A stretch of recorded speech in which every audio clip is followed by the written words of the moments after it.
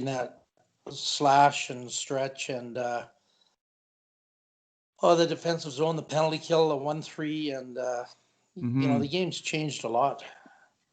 Yeah, as far as team play goes. Yeah, no, absolutely. It's funny it doesn't get that much of a response because most of the coaches just they love the flow drills.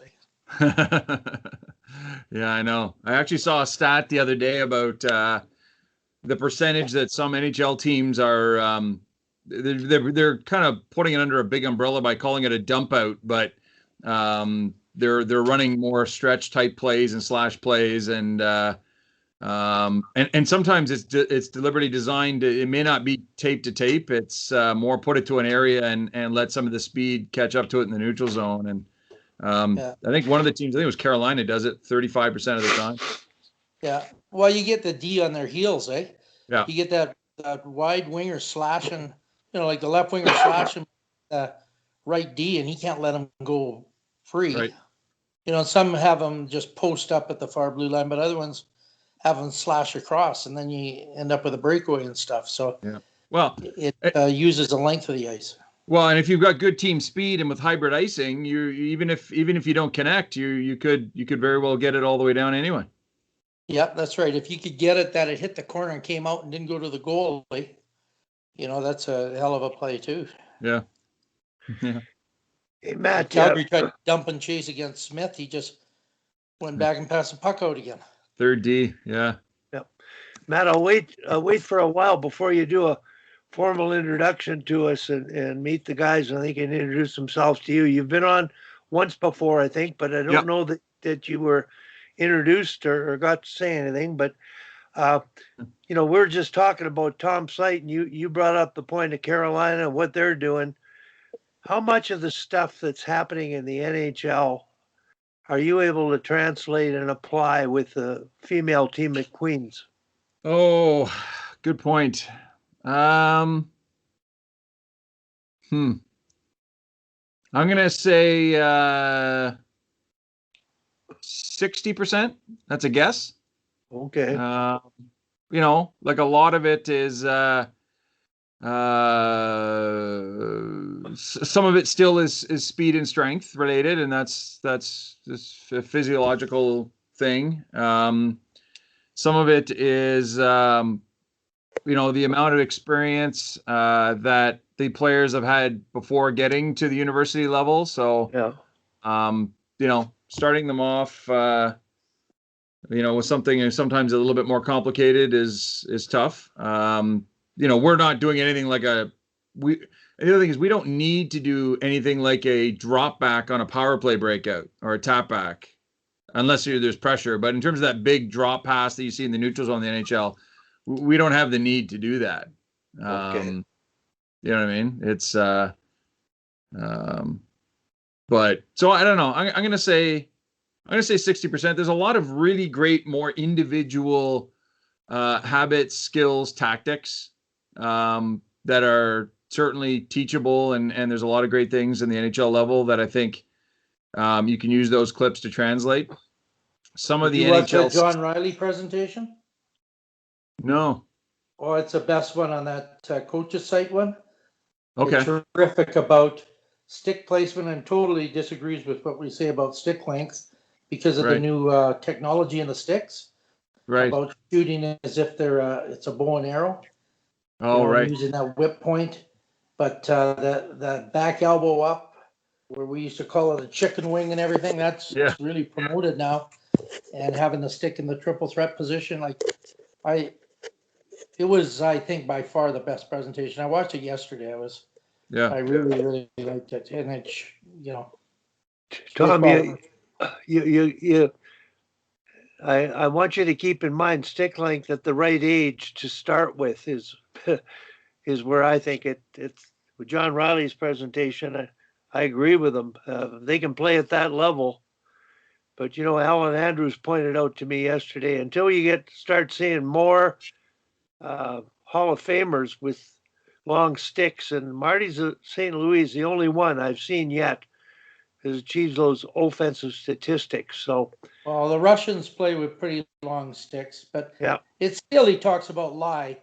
And if you've got a stick in your heel, if your heel is, the tape is gone on the heel, then it's going to be going under your toe all the time. And, you're holding your back, your top hand differently and your elbows up more. How are they holding the top hand differently? Well, just that the elbows up more and the elbows going out and in a lot more. But is the hand burying the knob and the hand with the V on the No, not that technical. Just instead of your stick kind of in front of your your top elbow goes up and down to Matt put his receive arm passes up. and it's like you got a broken arm. You know those casts that you see that force the arm to stay up. It's sort of like getting up there, right? Yeah. Well, and taking passes like that and all this kind of stuff. Ellen and I aren't rolling over in our graves yet, but we would be, because we just want kids to get it right. And if they want to go long, older, fine. But if they start that way, Matt, the first time I did the Raven girls at Carlton, I took pictures of their stick length. They couldn't skate. They didn't have knee bend, right? Let alone handle a puck with speed in small spaces. So that was a big point for me scouting over many years in female hockey, is that you got to learn to skate. And the one thing they never did was skate and glide. They pounded the ice. They sort of imitated hockey skating then, but they didn't learn to skate and glide efficiently. And I just put that in between drills, just skate and glide, and add in backward striding if you want your defense to get better. So those are the things when I watch CIS female practices, I'll watch for. And traditionally, all coaches send them on 2 hard laps between drills. I don't know they do that all the time. They just pound the ice forwards, and they can't skate with efficiency. It's a time to really try to literally speed skate stride. So in a game, you can glide efficiently and stride more efficiently. But anyway, Matt, I see Al's on from Massachusetts, and I'm going to, Hi, Rick. I'm going to do a quick introduction. Rick Puttick is on. I see it. Morris is here. Yeah, Morris, and who's okay? I've got a TB up there. I don't think Tim's on, is he? And I don't mind waiting, Wally, too. Right? It's up to you. It's Tracy, Wally. Oh, Tracy. Hi, Trace. Okay. Well, hey, Wally. Hi, Trace.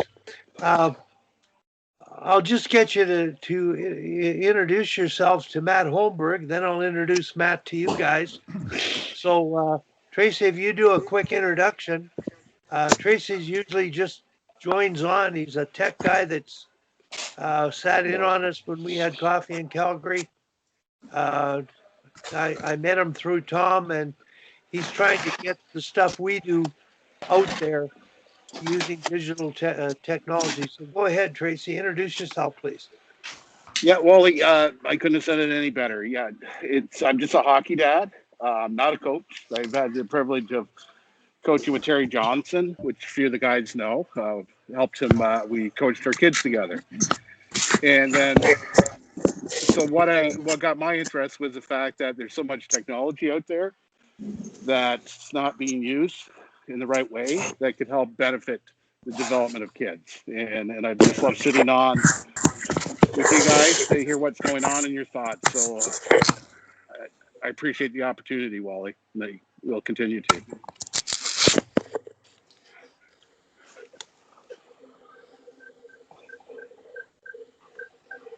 Is that okay? Did you guys hear me okay? Thanks, Tracy. It's nice to meet you. Yeah. Nice to meet everybody as well. Al Ramsey? Hey, Wally. Hi, Matthew. So my name is Al Ramsey. I'm a youth hockey coach in Massachusetts, originally from PEI. I've been down in the States here for about 7 years, and I'm a level 4 USA coach. I'm the hockey director at a nonprofit youth hockey association, coaching from Learn to Skate on up to Bantam. Most of my time spent at the Mike level, U8, as well as with the Learn to Skate, but running skills for the older kids as well. I'm a coach developer with USA Hockey for the Massachusetts district.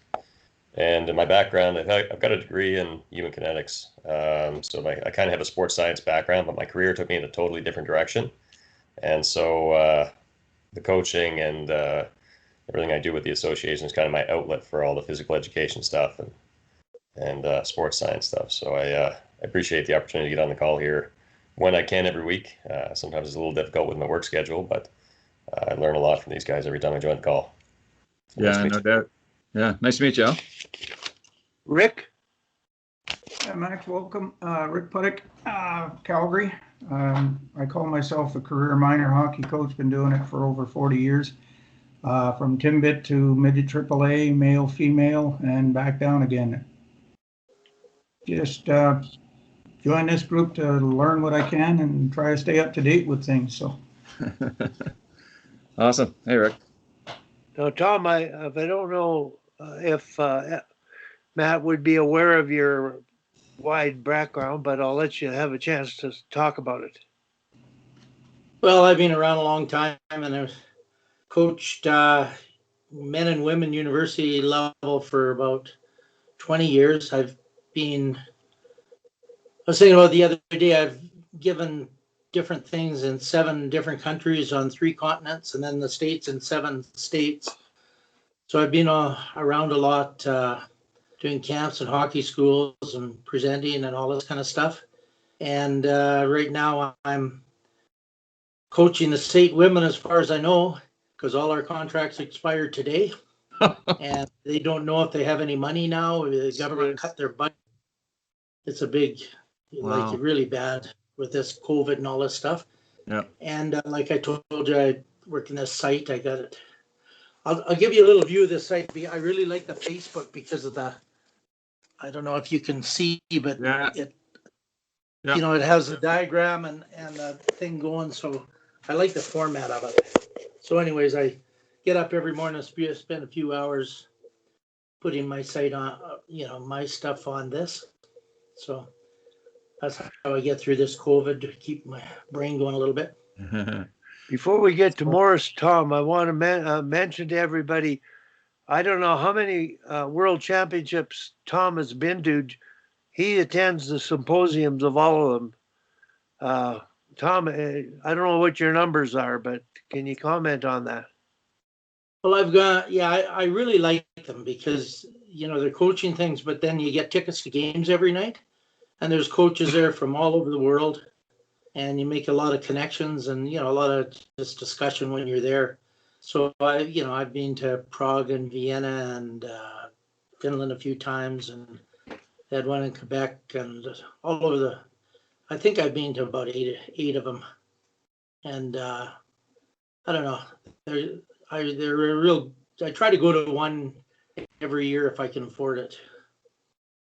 But I've been to quite a few though. And I also co-authored the national program for Austria that they used till about a few years ago. That's in German. But that's my experience. And Tom, did you coach any of the female teams back in the day, like a few years ago? I'm coaching a female team right now. I coached the Mount Royal women from 203 to 208. Yeah. And then I coached a lot of midget girls, and this is my 3rd year, I think, with state. I think a few of from the Calgary area. I think it's Shauna Griffin for one, and there's a couple others that I think that you may have coached at one point. But McCullough there? Molly? Yeah. Yeah. I coached her. Yeah. Okay. And I think Serpico, was she there? No. I think she went to McGill. Okay, yeah. I thought maybe she went there. Yeah. I coached at AAA for quite a while. Yeah, I thought so. Yeah. Great. now Morris has done some great things since finishing his pro career, but I'll let Morris tell his story and a lot of what he's done. If he leaves some significant stuff out, I'll sure add it for you. Go ahead, Morris. Matthew, nice to meet you. And I've been actually fortunate enough to spend time on ice with both Wally and Tom. It's been an amazing learning experience. When that's happened in some summer hockey camps and also with coach mentoring, and just an amazing wealth of knowledge. And it's opened up my eyes to different perspectives, especially really minor hockey, pro hockey. It's amazing some of the things that come out on these phone calls that give a person a reason to do some extra thinking. So it's been a very enjoyable experience. I do joke sometimes that Wally has forgotten more about hockey than I know, but that I have forgotten more about goal scoring than he knows. So, and that actually kind of sums it up a little bit. The one thing that Morris brings that you really don't know about him, he does presentations on languaging, coach's use of languaging, and the idea of making it more positive. And Morris, I'll talk to you about doing an actual presentation on that with the Sharks sooner than later. Next week, I'm not going to be able to, I'm going to have to leave early. So, Morris, you seem to get on at 8:30, so maybe you could consider doing that next week. Is that possible for you?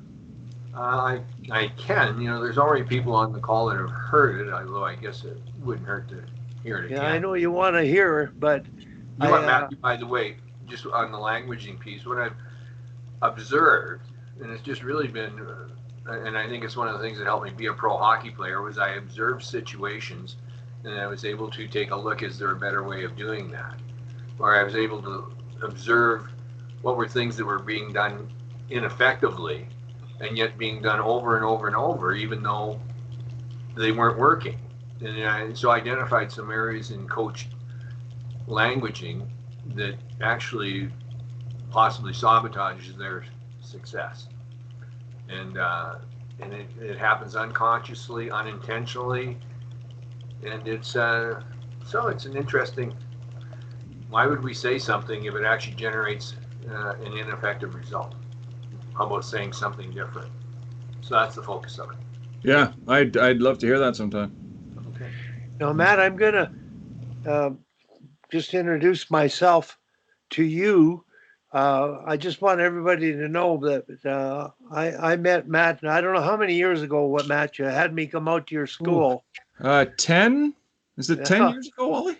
Yeah, and I spent a week with him on his team, and I found out that the amazing thing was Matt left a law practice to take over coaching a female team, and I just wondering, why you would do something like that at that point in your life. And then you did mention something to me at the time of how it really helped you with coaching. So, Matt, a bit of your background, how you came to be familiar with hockey before your background, because I did work with your dad, who's scouting for the Ontario Women's Hockey Association, and obviously a hockey background. But I'll leave that with you, Matt. Just give us a good introduction on your background. And then the biggest thing to me was intriguing. We've had a few coaches on before that were lawyers, and John Cooper was a former lawyer. So go ahead, Matt. The stage is yours. Yeah. All right. Thanks, everybody. Appreciate the intros. And like you mentioned, I'm thrilled to be on here. I actually reconnected with Wally a few weeks back, was able to get onto one of these sessions, and then things opened up for us, and we happened to have a few practices Thursday morning, so I had to miss those, unfortunately. But silver lining to Ontario getting a little bit more locked down right now is that I can hopefully join a few more of these. So yeah, appreciate reconnecting with you, Wally, and the invite to this and meeting all of you. And I know that there's others that come on the call as well. And I think like all of you, I'm a sponge. I want to hear other thoughts and perspectives, and people pick apart my perspectives maybe. And I think this is a great idea. So and I've got to jump off at 11:30. I apologize, but hopefully I'll give you a little bit of an idea. I mean, nobody wants to hear a lawyer talk too long, but I'll give you a bit of an idea of my my path to where I am. And I think it's a unique one. I don't know if it could have possibly led me to anywhere else but coaching the women's team at Queens. So I agree. I think John Cooper is a good sort of example of someone I think who did something a little bit similar. Obviously, I have far fewer NHL wins and Stanley Cups than he does, but the connections are sort of similar, I think. I've also had a few internet issues this week, so Wally, just let me know if I end up cutting out or pausing or freezing. Just give me some sort of a heads up. So I came from Pembroke, Ontario, so a small northern Ontario type town. Played a lot of hockey. As Wally mentioned, my father was my coach for a lot of the minor hockey. And I think his approach to coaching left a pretty good imprint on me as a future coach and as a player as well. I went to I started coaching actually when I was 17, and so we had a female high school hockey team, and nobody wanted to coach it. So I actually, when I was in grade 12, I coached that team, which was my first sort of foray into it, and really enjoyed it. I went to university in Ottawa for my undergrad, and made their varsity team. At the time, though, I realized I wasn't going to play pro. The way I describe it is my mind always knew what I wanted to do, but my hands and my feet didn't quite catch up to what my brain wanted, myself to do. So I was sort of a third line left winger type. The coach at the time, a great hockey guy. But it was a little bit more hockey focused, less school focused. And I realized that I wasn't going to make a career playing hockey. So I left the varsity team through the first year but didn't want to give up hockey. And so I immediately started coaching. And so I was 19, and I was just coaching house league, and they decided to give the new coach all of the females that were, because there was this is 1990, 91 now, and there wasn't a dedicated league at that point. And I really enjoyed that. And I found right away that two things. One, I thought that my personality and temperament fit sort of communicating with them, which was great. But also they had no preconceived notions of the game. And really then their parents were just happy that they were playing. And I had my own sort of thoughts on hockey and how to coach. And it was the perfect sort of blank canvas for me to try out some of those ideas and theories risk-free. So none of these athletes, had I don't know, the sort of the structured coaching that you might have in the 80s and how there might have been a lot of sort of yelling and different types of motivation, I suppose. And I tried a different approach, and it actually went really well. And it, I think, kept the players engaged, but it also kept me involved and interested. At that point, I had no intention or thought that I would actually make a career out of it at the end of the day. So continued in university. Got into law school at Queens, so we're into 94 till about 97 now. And then kept coaching throughout. I practiced law from 99 to about 2012. I was primarily a litigation lawyer, so I was in court quite a bit. Did civil litigation, criminal litigation, family law, basically anything that came in the door that got me into court. And, I obviously at law school, there's a lot of courses you take on becoming a lawyer and the aspects of the job that are important for that. And then, living that for another 12 years afterwards. So there's a lot of courses that I've taken in HP1 and HP2 that might last a couple hours on certain topics that I basically lived for about 15 plus years.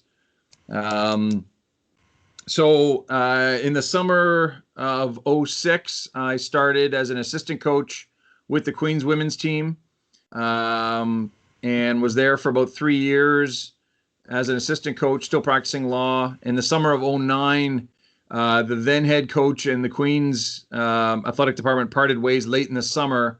So the athletic director approached me and said, look, it's too late for us to do a big search. Do you mind just sort of stewarding the team for a year while we figure this out. You know the players and they know you, and we'll figure it out a year later. So I said fine. And we had the most wins in program history that year. And so they came back to me the summer afterward and said, well, do you want to come back for one more year? And it was pretty busy, obviously still having a full-time practice, but I really enjoyed it. And much like my experience of 15 years earlier with House League and trying something new. And then the following year, that second year, we won the OUA championship and won a bronze at nationals. And so that next summer, Queens asked me if I wanted to do this full time. And obviously with the support of my wife, it was something I was feeling a lot more passionate about versus the law. And became full-time coach in 2011, and here we are 10 years later. So I've been a head coach of the team for 12 years. Back to Wally's point about being a lawyer, I think the training I received and experience I received as a lawyer really allowed me to seamlessly move in. So I already had a bit of the hockey experience, my own thought process on what I thought was a good coaching style, but a lot of transferable skills. I think made the transition to being a head coach at a high performance program a lot easier. Things like ethics, and I know that's kind of a tongue in cheek joke when you're talking about lawyers, but I mean the number one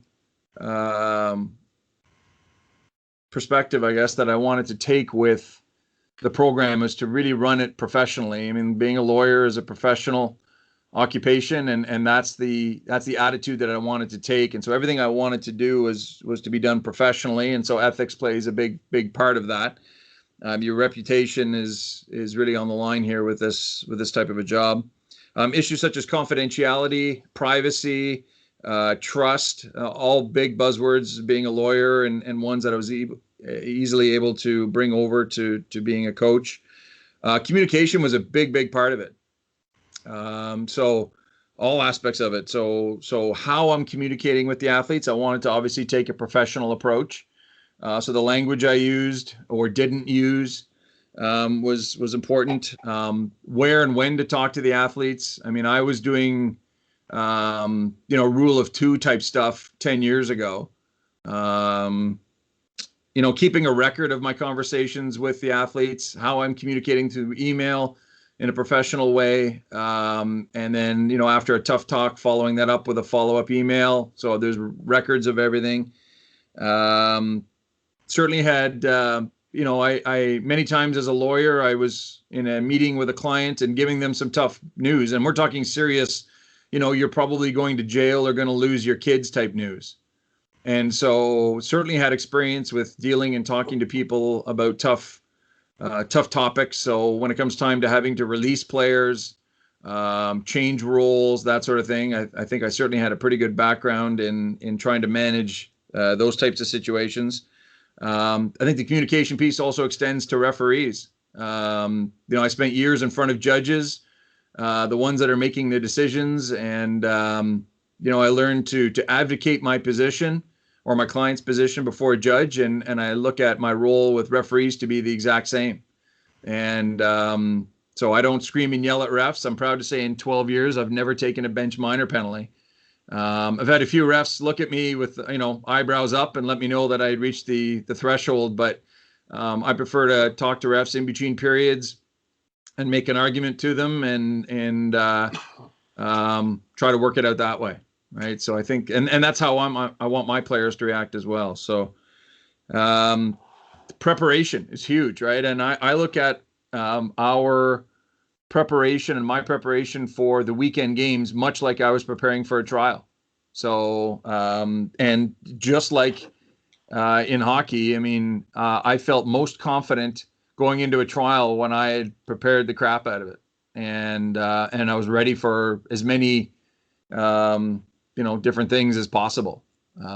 So I already had that as a habit, I suppose. Planning, certainly a lot of experience planning a busy schedule, experience with handling budgets, experience with handling staff, professional development, obviously a big thing for lawyers and remains a big thing for me as well.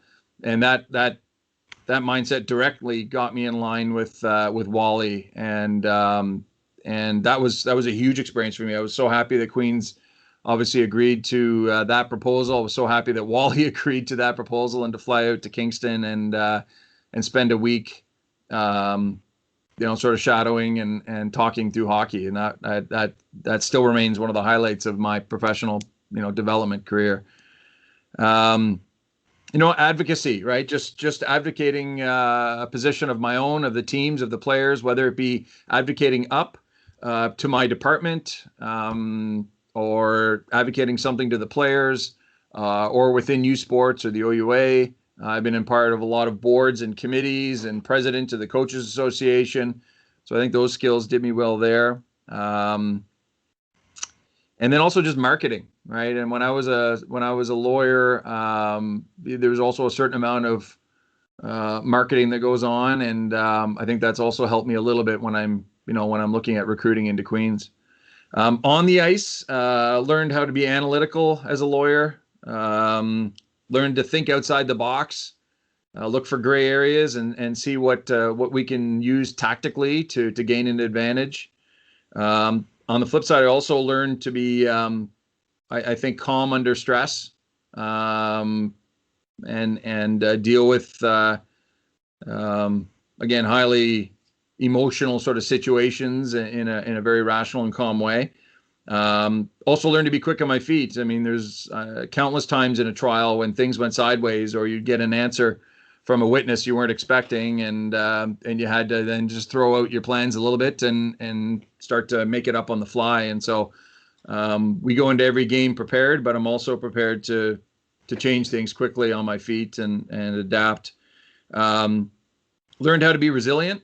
I lost a lot of trials. I had clients, I'm not saying I was an awful lawyer, but I certainly had clients go to jail. I had clients lose their kids, and I believe I won more than I lost, but those are some emotional situations, and I was in my late 20s at the time, so certainly learned to be resilient and be able to bounce back from those types of scenarios.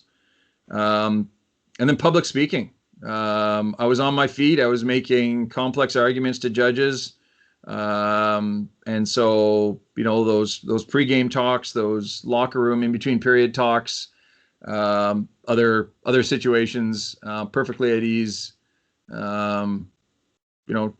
talking to people, and particularly in situations that might be a little bit stressful or emotional. Just overall, I think, I hope a good work ethic, accountability, good attitude. I got those all from being a lawyer as well. And again, all those just carried through. So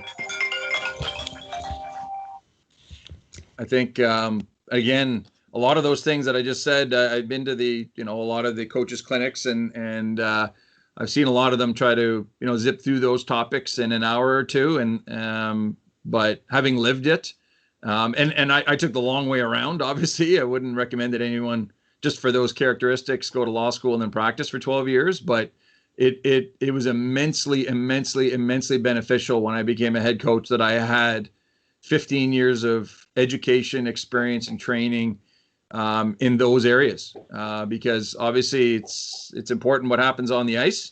But I think that those areas are critical pieces of being a successful coach, and I was very thankful that I could just move in. So yeah, those things just carried over. I think the one thing that failed to carry over from being a lawyer was the paycheck, and that was about it. But as I mentioned earlier, I never not once woke up in my 12 years of practicing law, jumped out of bed and rubbed my hands together and went, I can't wait to practice law today. And there were a lot of rewarding parts to it. I helped a lot of people. But the first day that I became head coach, it was a game changer, and the passion was ignited and hasn't subsided. And so there's aspects of the law that I miss, but honestly, the aspects of the law that I enjoyed the most are exactly the same reasons I coach, in the sense that the competitiveness, the preparing for a trial, helping others out, those things I'm still doing. I don't miss the law, because the areas of the law that I enjoyed the most, I'm still doing, just in a different courtroom, as it were. So,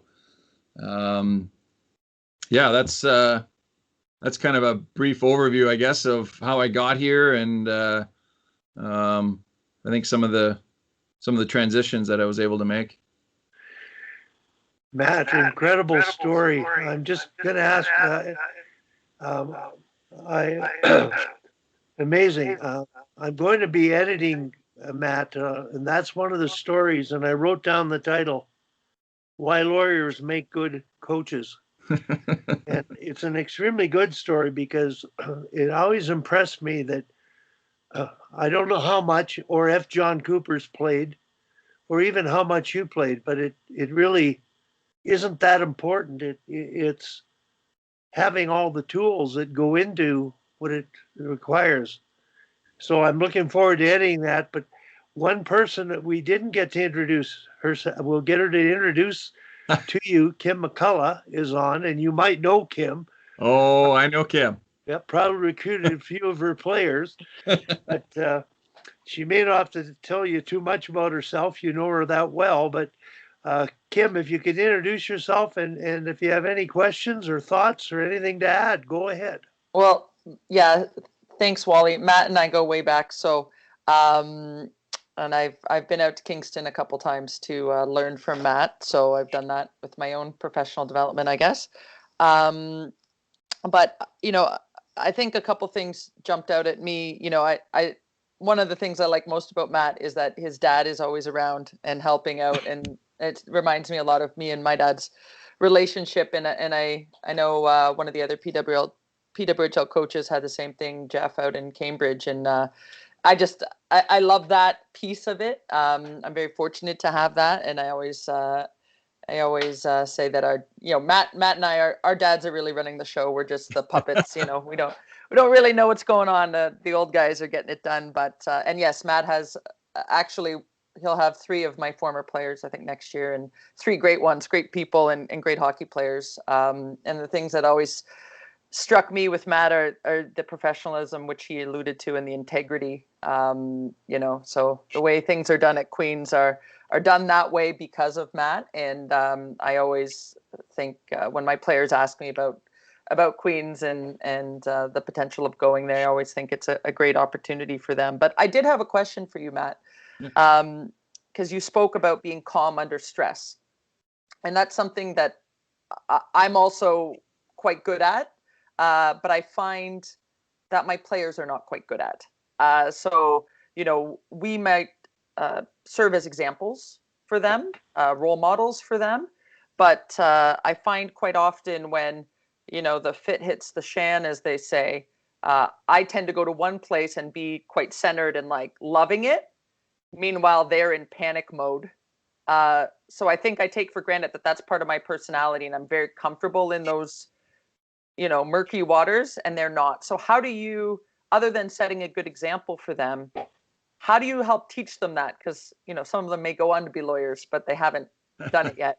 Yeah. So any advice on, I know you're coaching players that are slightly older than mine, but, still in the relatively same age group. So any suggestions?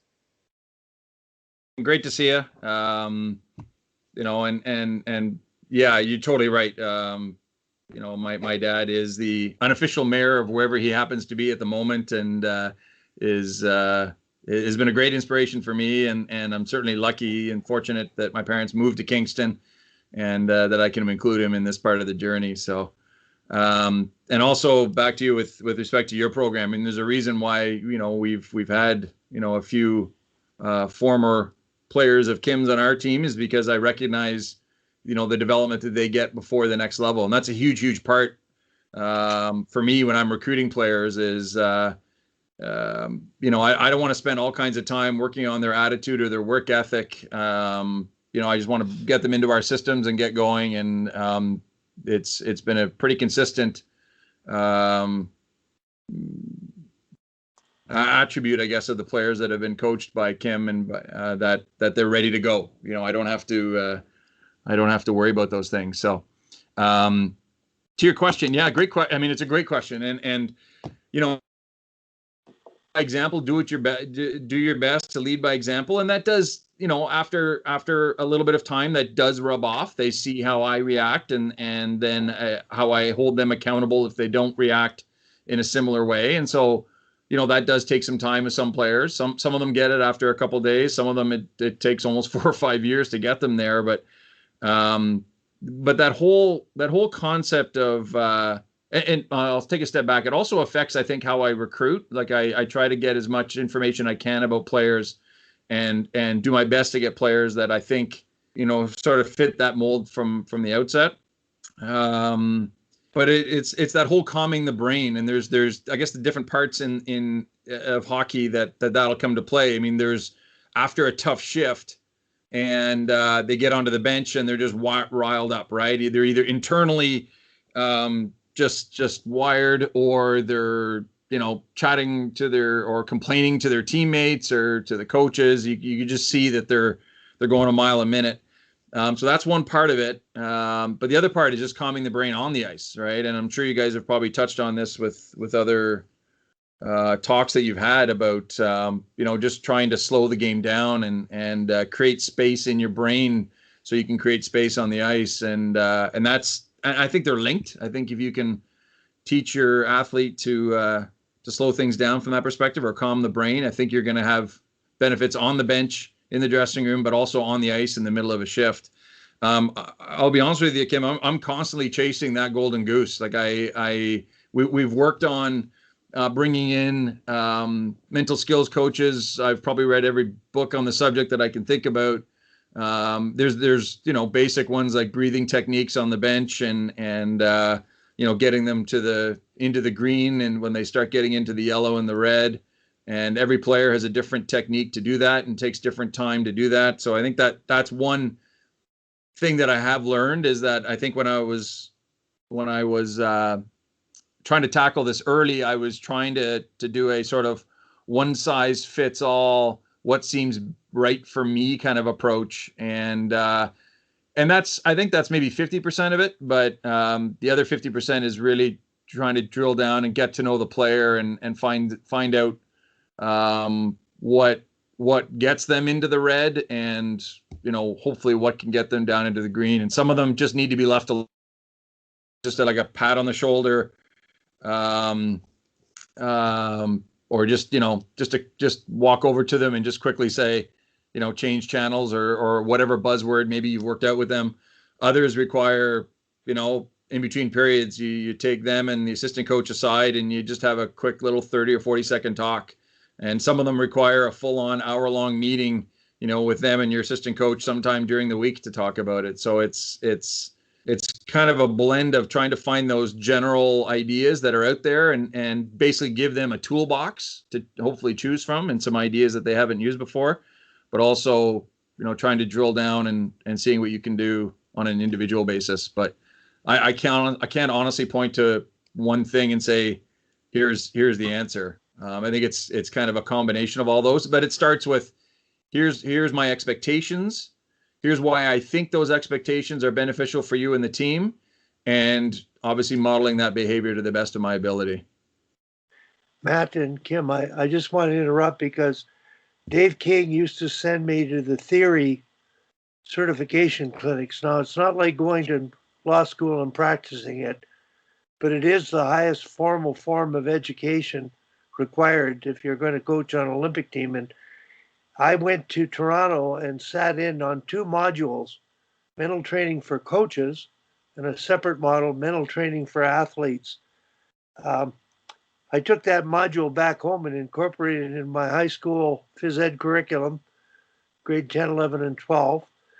And then I applied it in teams I coached, and I basically volunteered to take over a high-level ringette team because I was coaching my daughters at the younger age group. It was totally for the reason of completing the task required to get past those modules. Both teams won the national championships that year, I accredit it to the module, which was totally based on emotional control, and it applies to coaches and applies to athletes. So, without getting into it, I'd be happy to Kim to share that stuff with you. And I may have already shared part of it with you, Matt, but I do have it. It's one of those toolbox things that I've always tried to give away, but when you're in the heat of the battle coaching, it's really hard to absorb information and practice it until you've lived it yourself. And I had time to do that. So that's just something I had to offer. Go ahead, Kim. And any other?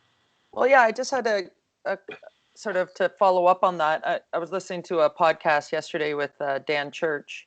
It's a really good podcast. My friend started it. I started coaching with her. It's called Coach Life 2.0. She's been interviewing a lot of coaches in the female game, in female sport in general, for the most part. So Ken Dufton's on there, Lisa Haley, MJ, who runs it, used to coach with me at Peak way back in the day. But when I was listening to the recording with Dan last night, he was talking about the evolution of the female game, and sort of he's been around it, I guess, similar timeline as Matt, but sort of that first wave of elite level players coming in the late 90s, when we started, and I don't know if I'd call myself elite, but I would put myself in that group of the first wave. And since then, the skill level has gone up exponentially in the female game. And I think, anyone who's been in the female game would agree with that. And Dan's comment in the podcast was that those who had elite level mental game back then would still have that elite level mental game now. Whereas, the elite level skill we possessed in the late 90s probably doesn't translate quite as directly to now, right? So that those mental skills are a little bit more transferable across, the ages of women's hockey. But I was curious, from your perspective, Matt, especially getting players, out of programs such as ours, coming in, I'm constantly telling players the advantage of having that strong mental game when they go to the next level, right? So, I'm doing junior to university, but anyone else here could be going, university to pro, or, pro to Olympic team, or whatever that looks like. How have you seen players adjust mentally in that way? And the players who already have those, like you said, the toolbox, what's the advantage that gives them, from a performance perspective when they're a rookie or a freshman? Yeah, great question. Yeah, I mean, it's not overly measurable per se, but you know it when you see it, I suppose. And I agree. Like, I think that even 10 years ago, most teams had one or two lines, for example, that were kind of high end or good skill, and then the third and fourth lines were ones that could be picked on, basically.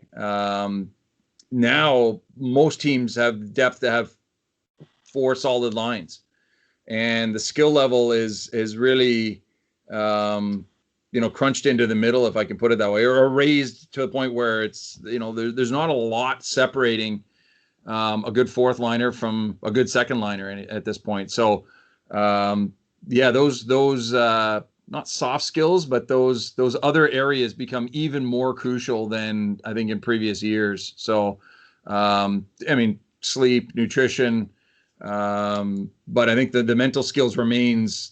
It's got to be one of the top, and it is a huge focus for us. We've got a full-time, actually two full-time mental skills coaches that are available to the players, either one-on-one or as a team. And then we've also just added in the last year a mental health coach. And I found that's made a huge difference, because I think those things used to be kind of bundled in. And so you'd have a mental skills coach trying to deal with resiliency or mental toughness. And really you've got a player that's suffering from anxiety.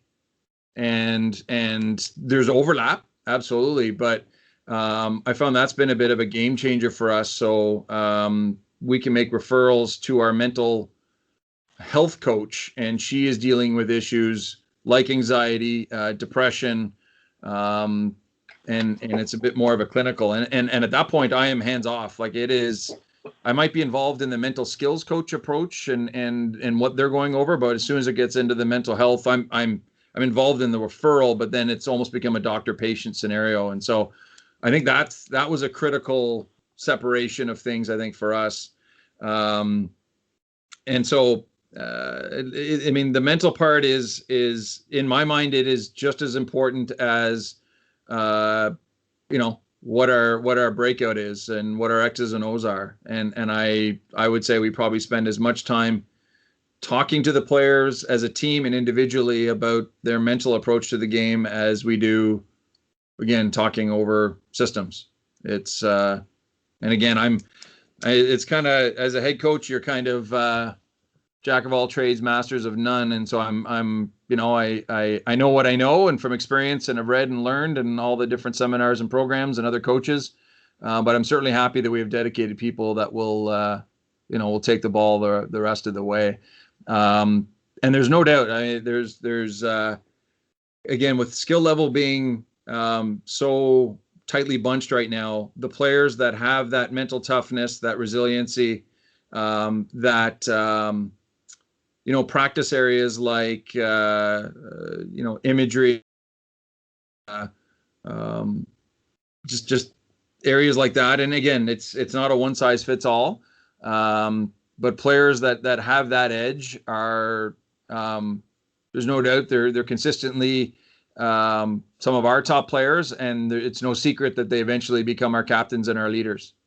And players that, I mean, I've had players that have been here for 5 years and they've struggled with it the whole time, and they just, there's a lot of unfortunate untapped potential if they can't add that part to their game.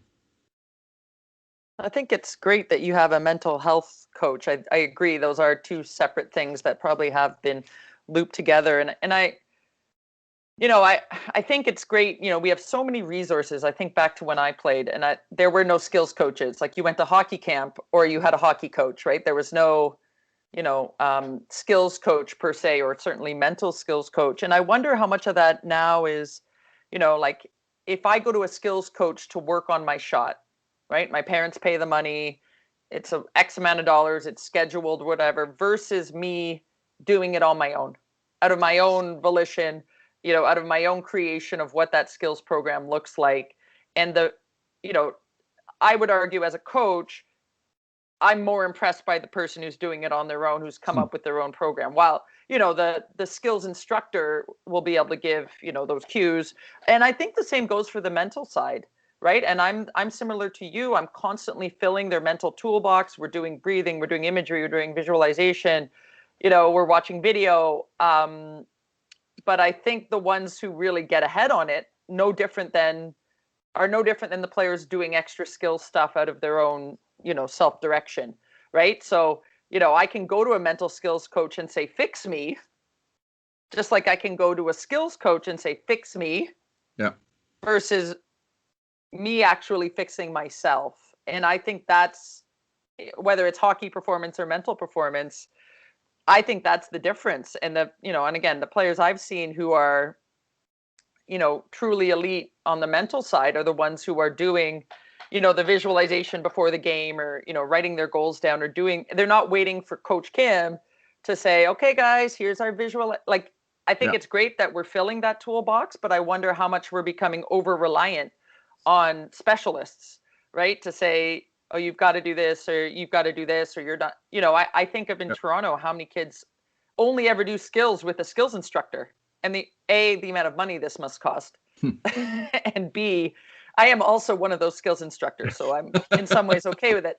But like, I don't think I ever went to a skills instructor other than going to hockey camp. Like, so I just think it's an interesting concept, and I think it's great that we keep giving these athletes the resources and access, and I think it's necessary. But I hope we don't lose that self-starter, self-directed work, and because I still believe those are the athletes who are getting ahead, even when all these resources are out there now. that weren't there for us, 25 years ago. Yeah, I think that's a great point. I mean, it's the theory of skill acquisition, and you've got to struggle through it and FIO, figure it out on your own, and that's when it becomes more ingrained, more of a habit, and as opposed to do this, right? And I agree. I think that works for both physical skills and for mental skills as well. Your point about physical skills now, I mean, there's you can literally look up in a minute how to skate, how to take a shot. Like there's certainly, and I may not help folks like yourself that run programs still physically, but you can find anything you want on the internet now. Now some of it's bad information, some of it's good, but yeah, these players could easily, certainly a lot more easily, develop the physical skills on their own. And the mental part, I mean, you can read some TED Talks or go on. I mean, there's stuff out there, but your concept is or thought is bang on.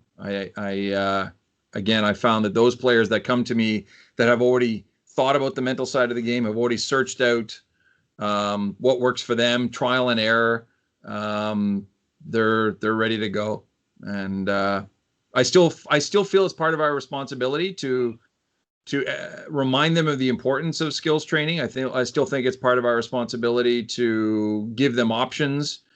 Absolutely, it's part of our responsibility to remain there if we observe some issues or a struggle, or if they see, reach out and ask for help for it. But if there's a way to, let them come to that point on their own, I think that carries more weight. I agree. I just want to mention one thing. I've always felt the sports psychologist has to be you. And you may have somebody to work with you, but how you coach, you are the one affecting how they're going to feel, how they're going to control their mindset. And so all of the tools will probably come from you. The idea of handing off the mental training side to a specialist, this is usually what occurs. And I think the ability to be able to, from the get-go, create a routine of dealing with adversity and coping with adversity.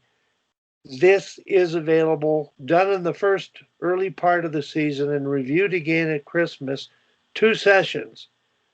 It works. And I just say, Dave King used to say, the players don't need a sports psychologist, the coaches do. The stress on coaching at the competitive level, it's amazing. And I'm looking at what's happening right now with the Calgary Flames and the mental trainer that I know, Dr. Matt Brown, who's at the Ed School. And I wonder whether he's even involved in the nuances of all that's going on there. But, the business of hockey, that's one thing. I'm more concerned about the educational side, the student athlete side, and the growth and development side here. But excellent, Kim and Matthew. I don't know how long you can stay, Matt, but Jordan Fenton, was a principal at high school. He's principal at a military school. He's coached midget AAA girls, Bantam AAA girls in Calgary. I'd sure like him to introduce himself to you. Jordan, if you're there, or you might be out in the recess playground, I don't know. Jordan, are you available?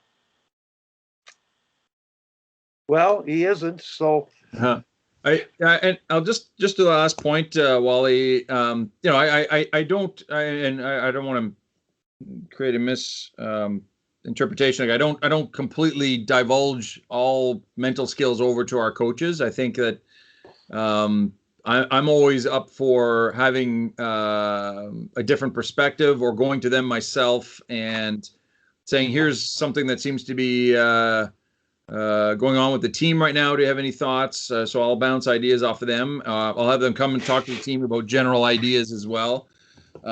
but I mean, I think you're right too. I mean, basically everything we do day to day, if affects the whole is part of mental skills, right? It's part of what we do consciously and subconsciously, right? So yeah.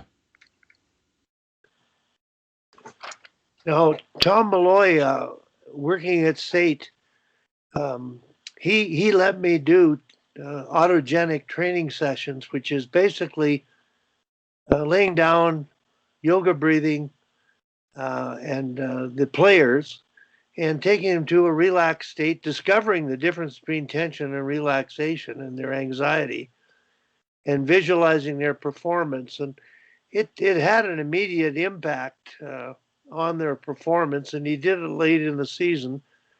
But it's one of those tools that, boy, I picked up on, and then 30 years ago, applied it in phys ed classes and taught it. And all of the athletes, that autogenic training script, some of them, they can still access it online today, and they listen to it. And some of them have told me they use it regularly. So those tools work. Mental training is just as important as physical training.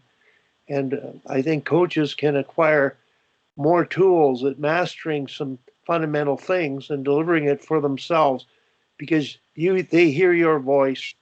It can be a calming voice and a motivational voice. So it's really good to have those at your disposal. So yeah. Anybody else got any questions? I was just going to share a little one with Matt that I've been doing with my players, or I guess when we were allowed to practice or go on the ice. Yeah. We're in lockdown again. Yay. I think I've been in lockdown since November. I'm not sure much has changed for me, but one thing I started doing that was kind of fun, and it sounds like you have a bit of an army of a staff, so maybe this is something you could do. But we started doing when someone got player of the game, they got a personalized sort of like autogenic script, like what Wally's talking about from me. So I've been told I have a bit of a calming yoga voice when I'm not yelling at them. And so if they won player of the game, I would create them their own little, I guess motivational, like 2-minute script that they could listen to before games. And these were players I knew well. Obviously, they were on my team, so I could, if it was a goalie, I would say it in a certain way. But I basically had a standardized script, similar to what Wally sent me over a couple months ago. And then I would ask the player, well, do you want just your name inserted in that script, or do you want something specific about your position? And, it might have taken me 20 minutes to do it. It wasn't looking for perfection, but it certainly was motivating. Like, they got so fired up when they won their like little personalized script versus like wearing the hat or whatever. We did it for about 10 games, but one of the players who's, I think she's going to Windsor next year, I did it for once and she listened to it all season long. And the same with the goalie, like they listened to it, they just loved it. And so, I know a lot of the mental resources say, create your own script or follow this script, but they found it to be pretty powerful to have it come from someone else in a familiar voice, kind of like what Wally was saying. But, I don't know if it's a sustainable thing to do, maybe not something you can do for everybody, but if, you're going in waves and maybe it's mental training week or it's a month where you're focusing on it a little bit more. I know it was a very popular thing with my team to have access to that, and they really loved it. With the girls, they eat that kind of stuff up. So they certainly tried a little harder that month to kind of win that prize. It was good. It was good motivation for them. But I'm glad they've sustained it. Like you said, they have. We try to supply them with a bunch of tools so they can pull out the wrench when they need the wrench, or the hammer when they need the hammer. But that's just a fun idea. We tried last year. It really served us well. Yeah, that's a great idea. Do you have the copyright on it, or am I allowed to try something similar? Matt, I've borrowed so much stuff from you. Feel free. If it doesn't work, throw me under the bus. Or just use it on my my old players first, and that way at least they'll be familiar with it. So so you wouldn't have done this with Allison and Quinn, but you did it with Maddie? Yep. Maddie Okay. would have been there for it. I don't think Allison and Quinn were there. I mean, I did mental stuff with them all the time, but this sort of these personalized scripts, Briggsy would be the only one who has been party to it. I don't know that she received one specifically. Maddie always played well all the time, so it was hard to make her player the game. She was always like, she was one of those players, always did everything right, so she never stood out because that was what you expected of her. But she would be familiar with it. Like I said, they liked it, but I also enjoyed doing those scripts in front of the team and using those as exercises. And actually we did a lot of them over Zoom this year because we weren't able. And I found actually a lot of this mental training is very good in a group environment virtually, because I find when you do it in the dressing room as a group, it's a bit awkward. Mm-hmm. They're trying to deep breathe and like, who's looking at me, or like that person sounds funny, or it just has a different feeling. The feedback I got from my players who are familiar with the mental training work we've done is they actually like it better on Zoom because they're in their own space. So they're doing it together. They're all hearing the same message, but they're not. And again, maybe this is just a teenage girl thing.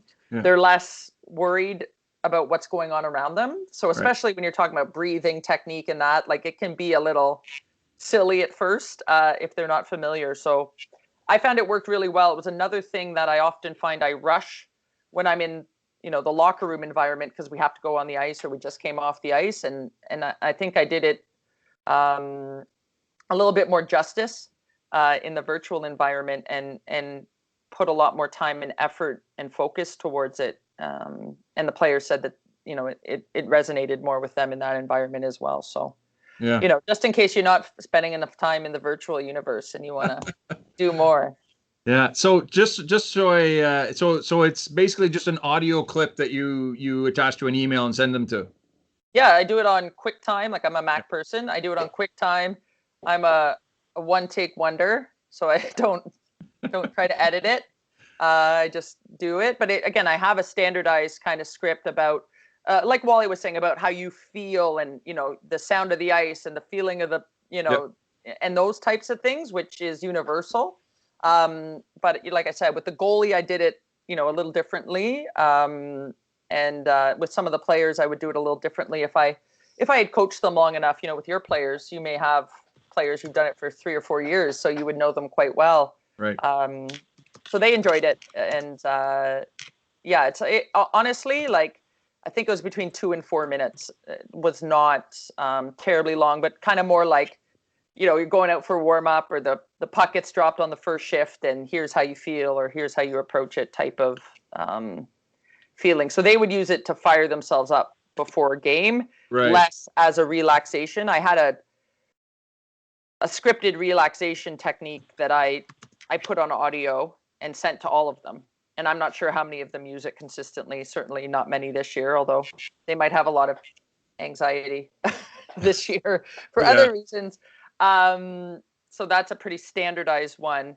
Very similar to what Wally sent me of the relaxation. But that fire up script, kind of get them going. I would personalize a little bit more. Yeah, that's great. It's a great idea. I love it. Yeah, I'm going to add that to my own toolbox.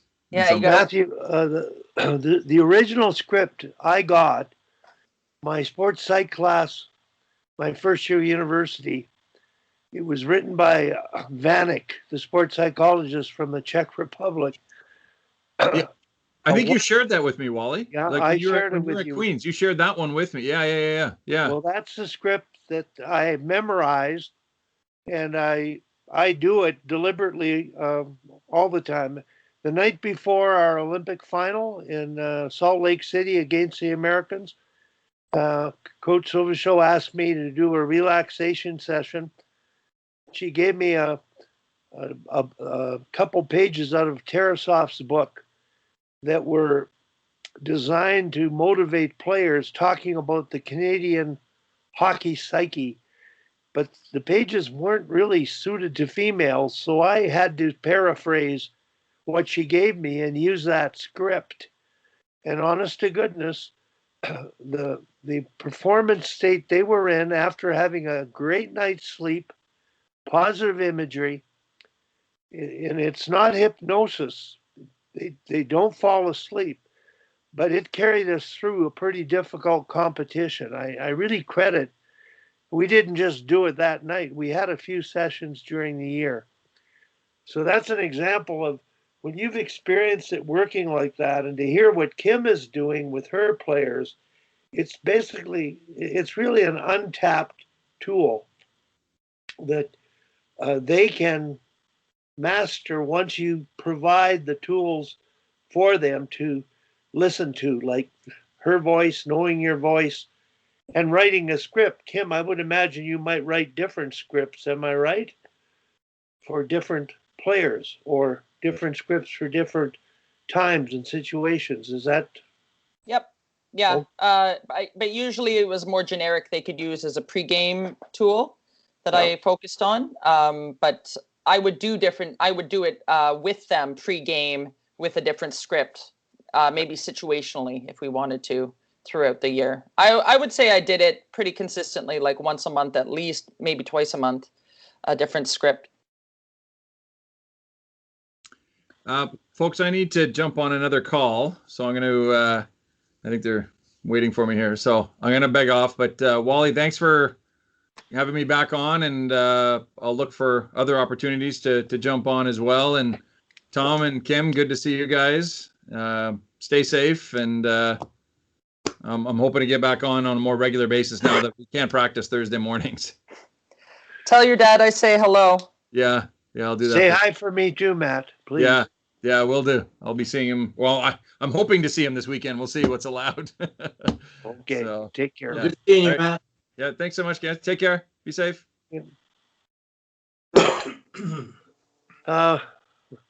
Rick, we don't have many people on today, so I'm curious about any takeaways you might have from the beginning of the show where Matt talked about the law practice contributing to his evolution into coaching, or anything. Any comments, Rick?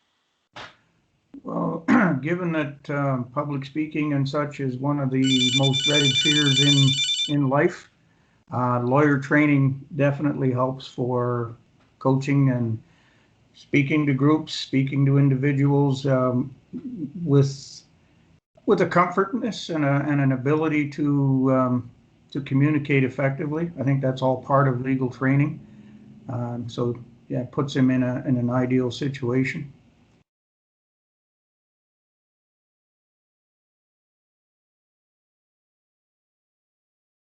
You're muted, Wally. Tom, anything else? You sort of dabbled in it with me, and I don't know, Tom, when we had the AAA girls and I was mentoring, and I don't know who was with you, but Girls Hockey Calgary brought in, and this is where they brought in a formal performance psychologist, and she did sessions sort of separate from the team in a boardroom, which were sort of the sports psychology class, so to speak. And I don't know if Tom did those at all with his teams over the years. Did he?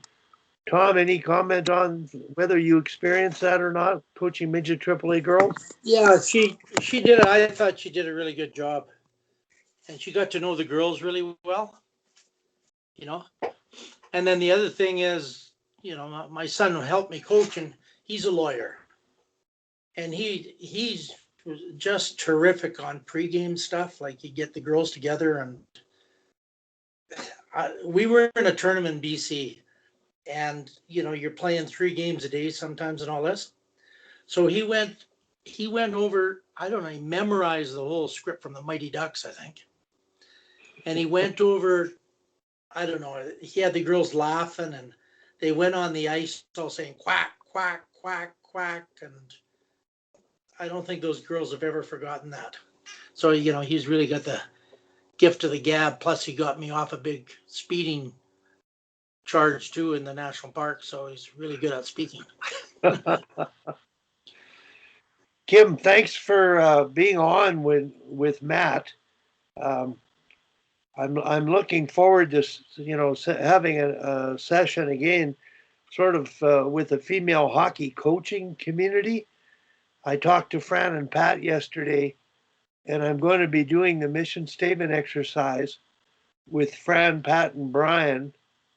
And I talked about what I shared yesterday. I shared Angie Abdu's comments in our last week's session from her book, and it caused me to connect with Fran and Pat, and I've been in touch with some people at Hockey Canada, and through Fran and Pat, getting in touch with the female board members, volunteer board members of Hockey Canada. And you may know some of them as well through hockey. And I believe, as Angie said in her book, this aspect of it is really conducive to female hockey, but particularly female coaches' sensitivity and awareness of its importance. So, Kim, is there anything else you want to add to the session here? Because we've got a limited crowd and I don't have topics in the back of my mind, and I'm sure you can steer us in any direction. Well, I sure can. Whether we want to be steered or not is a whole other thing. Yeah, I've been doing, well, I'll just talk about my team. I mean, I think with the lockdown being announced today, I think we're officially done, which is too bad. But I shared with Wally last week, we did an interesting exercise. I had one of my former captains, who's the captain at Providence. I had a bunch of video from her against Wisconsin, and she was on the ice the whole game because they had 4D and she had to defend the best players the whole game. So she literally took 20-second breaks. Like, this is, I wouldn't say it's the ideal coach. I mean, she's great, but some of their Ds were not as strong, and she played the whole time because they're playing, one of the best teams in the country. And so I edited video for my team to dissect. And it was great because I find it's hard sometimes to find great defensive video. You can go on the NHL highlights or whatever, and you find beautiful goals or great saves, which of course is defending, but it's hard to find high quality clips of well-defended one-on-ones unless you actually go in and dissect the NHL game. So I did this with her game, and because I think they got outshot 47-15, there was a lot of defense being played. So I'd say I found about 7 clips of various things. She is a defensive defenseman, but also her joining the rush, and just great quality video from ncaa.com. And we watched it as a team, and I did a lot of asking, what do you guys see here? What do you think? What do you think, why did she make this read, et cetera, et cetera. And then we followed it up 2 nights later with Chloe, the captain, coming in and telling us what she was thinking. So we sort of did the video on what we thought we saw of this elite hockey with, some of the best players, young players in North America playing. And then we actually asked her what she was thinking, or what details she was focused on, or, what the team system was that they were playing, which I thought was really interesting. And I remember, we've talked about before, with Daryl doing that with, Matthews and Kane and all those kinds of guys. So I thought I'd try it with one of my former players, and she's extremely cerebral, very thoughtful player, understands the game extremely well. So she was able to articulate it as a coach would. She would absolutely be a fabulous coach. And so it was really eye-opening. It was great for me to see what she keyed in on. So I took a lot from it from a coach, things I assumed maybe the coach had scripted or said, okay, we're going to focus on this detail when you do this. She's actually like, no, that wasn't scripted. I just did that. Right. So, for example, I showed a clip of she got a penalty early in the game, which I joked was the only rest she got all game. And when she sprinted out of the box, the puck was still in their end, and she played forward and took a rush and dumped it in deep and changed. And I assumed this is clearly something the coach has communicated. They've maybe even practiced, right? So you're a D, penalty dies in your own zone, and you have to go out and play forward until the puck gets back deep. And I said, well, obviously you guys practice that, like, or that was communicated. And she goes, no, actually, I don't think we actually communicated. I think I just saw other people do it, and I just did it, and she may have forgotten, or she may have learned it with me. And so when the coach said it, it didn't ring as loudly to her. But I had preconceived notions of what was taught, or what the system they were playing, or what she might have been thinking, and it turned out she was thinking something completely different. So I thought that was a really useful. The girls loved it. They already were familiar with her because she had done some other leadership sessions with us in the Zoomerverse, so she wasn't new to them. They were familiar with her, and it was great that she was a Leaside alum. But it was extremely valuable, and I would pass that along as a tool to use. If you're a college coach and you've got players that are now playing professional hockey, you get clips from them playing at the next level. Obviously, that's motivational for your players, right? All my junior players, watching her do such a great job at, the NCAA level, is motivational for them. But then to hear what she's actually thinking, and it was neat because she used a lot of the same terms I would have used when I coached her. I coached her since Bantam. So it was, sort of reinforcing for me that the lesson she had learned, while a part of our program had persisted beyond. But I thought it was a really, like, I've taken in what Wally said and what Daryl said about doing it with the NHL guys, but until I actually did it on my own, I didn't realize the power of it. But I, not just to have that alumni or that mentor, but also to hear her thoughts. It was a really cool exercise, and she loved it. She got a lot out of it in terms of giving back as well, and so that culture piece was awesome. But it, I think it was great too. I think we focus a lot on the offensive side of the puck, and so my Ds and my goalies, I think, got a bit more out of it than they do in some of our other video sessions that are more focused on offensive team play. So, just a little food for thought, but it was really valuable for our crew to do. Kim, when we're talking about that, a thought came to my mind. Like, I find that Dominic working with the team, and he's been tuned into this idea, but he's doing 8-minute video sessions with doing all the talking, and I haven't seen that engagement of what do you think, and because what you think and see, it's more important to hear what they see. So Tom, I'm thinking back to your video sessions in your room before they went on the ice on that small screen. Whether I could hardly see the highlight because the screen was so small, but it just dawned on me with what Kim did.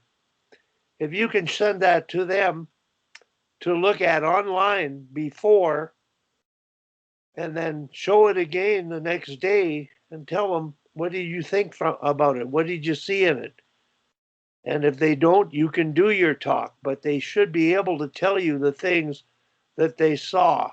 And that's a way of engaging them, because I think they're waiting for you to tell them everything, and they're not really seeing and really digesting it, which I think, Kim, as you might have discovered, like Daryl did, once the players start looking at stuff in a little small group like his did, their level of thinking is beyond our level of coaching, and at the NHL level at any rate. But I just taking it to another level, I think, and that's the idea of, I think, coaching in the future is being able to do that. That's just sort of my opinion. I got a big bias because I was one of those guys who used to do 2 video sessions that were one way, too long. Players were tuned out, and I felt really good about it, but that wasn't very productive. So, well, and it's been great, like, not being on the ice now. and I think it was Daryl who said, we need to create a library of only female hockey clips. And I thought to myself, I've been using NHL clips, which is great, but now this see it, be it for the women, I think is really powerful. And so all the clips I've shown since I had that conversation with Daryl have been female only. And now, because we've had the PWHPA playing, we've had the NWHL playing, I've got a bunch of NCAA video I've clipped. I've got next level female players, and I've got quite a bit of footage now of them executing and sorted. I'm not quite as sophisticated as Tom's sorting of all his drills on his website, which I think is amazing. I need to work on my categorization. But we did, I did a video session with them last night on the goals Boston scored in the NWHL finals or semis and finals on the weekend.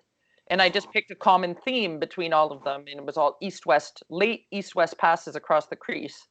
And, I just talked it through with the players. It's not something we've taught because we haven't been on the ice, right? And it's next level. I don't think that's an expectation of execution at the junior level or maybe at the college level. It's quite, elite what that team was executing on their power play on 5-on-5. But again, it was just for me to challenge them and see what they saw, and could they pick up, those little details. And again, they're watching how quickly the puck comes on and off their stick, how they're adjusting their speed, all these things that, I think when we watch the NHL as girls, I still don't think they connect with the players at all. I don't think very few of them see themselves in McDavid's shoes or in Barzal's shoes or in Hedman's shoes. I'd love to get to a point where they can see themselves, in these players' shoes. But until they see them often enough, they wouldn't even know. I don't think most girls I coach could say, oh, I play like Natalie Spooner, because they've only seen Natalie Spooner play 4 times in their whole life, because she's only on TV once every 4 years or whatever. So I hope, I can do a little bit of my part to change that and increase that visibility of the female game. But there were some nice goals scored in the NWHL games this past weekend, like very high level of team execution as opposed to just individual skill execution, which I think is nice to see for the female game. I know there's a bit of a buzz coming from somewhere, but my experience with visual learning, I was in Austria, Tom, with a Bantam minor midget group that we took over to play in a tournament against the Austrians, Czechs, and Russians. And it was not an elite group of players, but it was the best we could get to take over there. And we had one player that might have been in a first-round draft in the Western Hockey League, and he was the son of a former NHLer from the Czech Republic, so he joined us. And I remember at the hotel watching him in the lobby look at video on his phone. I said, what are you doing? So I'm looking at video highlights. And like he had been there for a good 30 minutes, and he was totally engrossed in it. So my thoughts came to mind, well, they're doing it. The kids that are motivated, that want to get better, are doing it. And Tom, in all your coaching, and I'm thinking of your grandson, have you ever seen a player, where did that come from? And they've said, I saw somebody do it on TV, so I practiced it, did it myself. Well, I think they they look at highlights all the time. They don't watch games. Yeah. They don't watch games. They watch highlights, and they love doing those fancy things, with the puck, because, they work on those on their own.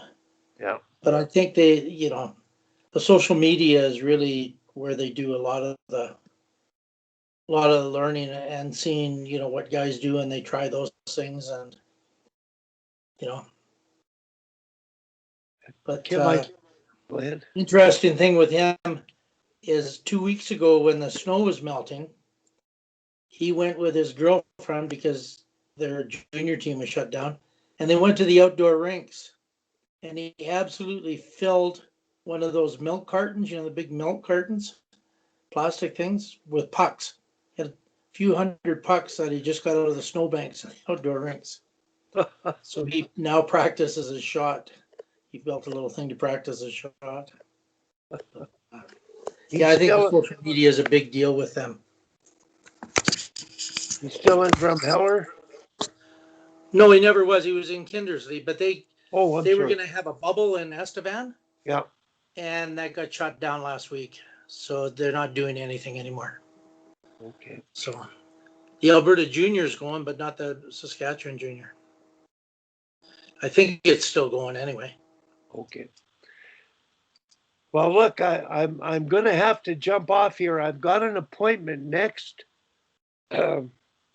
Thursday at 11, a doctor's appointment. So I'm only going to be on till about, I would say 10 o'clock or 10:15. I'm, I don't know about any of you, but I would like to see if Morris would do his little chat on languaging. And I think it's really useful. And it's interesting, Kim, this kind of thing. I think the girls appear to be doing it better already without that. But boy, at the clinics, he's done it with all the coaching clinics we've done together. It's been absolutely amazing because coming from the school of yelling, shouting, negative feedback and use of words which you should not use, and trying to change your languaging habit. It's just huge. So I'll make an effort to set that up next week. And looking forward to having another week with all of you, but I've got to head out right now and attend to some duties locally. So everybody take care, and thanks for sharing. Thanks for sharing that breathing script. And if you've got any other scripts, by all means, Kim. Yeah, I just found this one on my desktop. I clearly need to organize my files better, but that's from my goalie from last year. Just a basic breathing script, nothing fancy, but listen, I've got more audio files of me doing it than I have the actual written script. I hope you stay on long enough for, I think Dean Holden might come on at 10:30, but if not, Tom, you might get a hold of him and just have a chat.